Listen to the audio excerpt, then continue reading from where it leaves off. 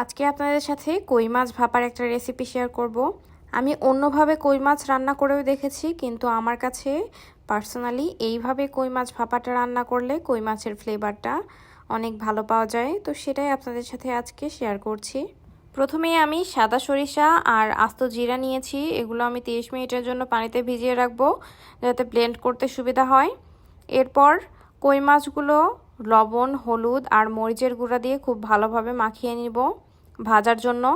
Normally যখন কই মাছ ভাপা রান্না করি তখন আমি ভাজি না, কিন্তু আমরা অনেক দিনে ফ্রোজেন মাছ যেহেতু বিদেশে আমাদের কিনতে হয়, এই জন্য মাছগুলো ভেজে একটু রান্না করলে এতে খেতে ভালো লাগে।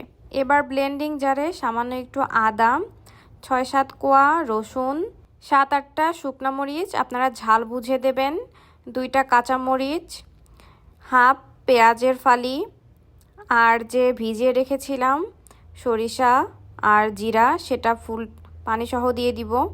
এবার সবগুলো খুব ভালোভাবে ব্লেন্ড করে মিহি পেস্ট করে নিব।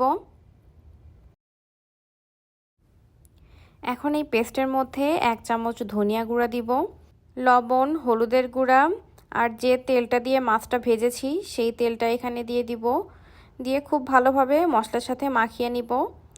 এবার এর মধ্যে যে মাছগুলো আছে সেই মাছগুলো দিয়ে আবার আরও একটু ভালোভাবে মাছের সাথে মাখিয়ে নিব। এখন সবগুলো মাছ এই বক্সের মধ্যে দিয়ে দিব। আপনারা চাইলে যে কোনো টিফিন বাটিতেও এই ভাপে দিতে পারেন।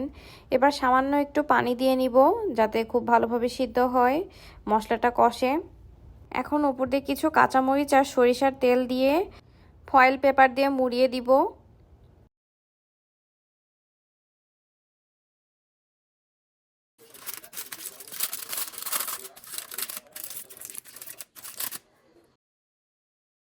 30 থেকে 40 মিনিটের জন্য ভাপে দিয়ে দিব।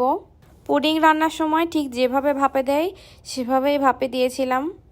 ভাপে দেওয়ার পর 5-10 মিনিট ওভাবেই রেখে দেবেন, নইলে ওই অবস্থাতে যদি তুলতে যান তাহলে হাতে ছ্যাঁকা লাগতে পারে।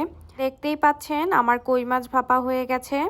এখন ভাতের সাথে কই মাছ ভাপা সার্ভ করব।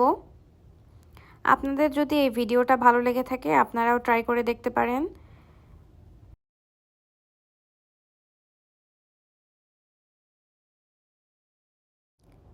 এই ছিল আজকের মতো। আল্লাহ হাফেজ।